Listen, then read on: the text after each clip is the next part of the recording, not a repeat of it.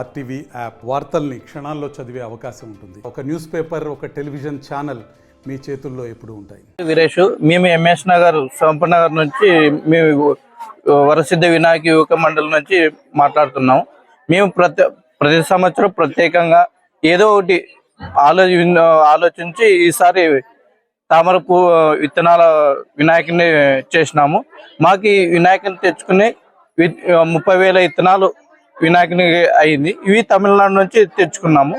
అయిన తర్వాత దాదాపుగా విగ్రహం తయారీకి వచ్చేసి 80,000 వరకు ఖర్చు అయింది.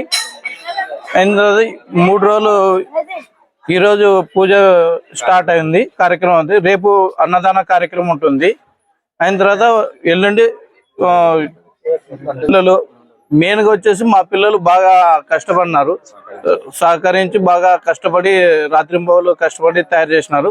30 రోజుల నుంచి, 1 నెల రోజుల నుంచి బాగా కష్టపడినారు పిల్లలు మాత్రం. ఇవి లక్ష్మీదేవికి తామర పువ్వు విత్తనాలు పూజనీయం కాబట్టి మేము ఈసారి వినాయకుడిని తామర పువ్వు విత్తనాలతో తయారు చేయాలని అందరూ అనుకుని ఈ విత్తనాలతో తయారు చేశాము.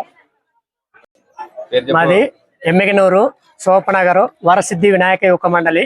నా పేరు వీరేష్. మేము గత 20 సంవత్సరాల నుంచి వినాయకుడిని తయారు చేస్తున్నాము. మేము ప్రత్యేకంగా ఒక్కొక్క సంవత్సరం ఒక్కొక్క ప్రత్యేకంగా వినాయకుడిని తయారు చేసినాము. ఈరోజు వచ్చేసి ఈ సంవత్సరము తామర పువ్వు గింజలతోన మేము వినాయకుడిని చేసినాము. భక్తాదులు అందరూ వచ్చి స్వామివారిని చూసి స్వామివారి కృప మేము వినాయకుడిని తెచ్చినాము.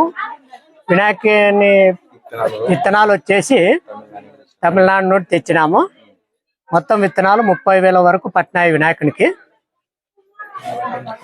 నెల రోజుల కింద నుంచి మేము చేస్తున్నాము వినాయకుడిని. నెల టైం పట్టింది వినాయకుడిని చేయడానికి. 80,000 వరకు ఖర్చు అయింది ఈ వినాయకుడిని తయారు చేయడానికి.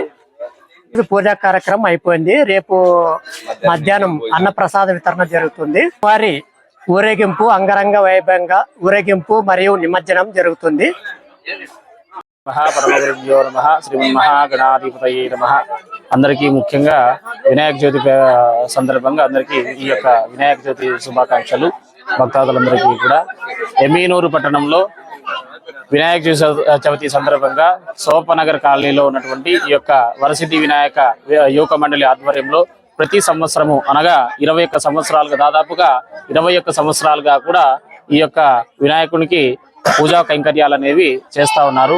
అందులో ప్రతి సంవత్సరం కూడా ఏదో రకంగా ఏదో ఒక బీజాలతో కూడా ఈ సంవత్సరం కూడా తామర పువ్వు గింజలతో కూడా ఈ యొక్క వరసిద్ధి వినాయకుడిని రూపకల్పన చేసినారు.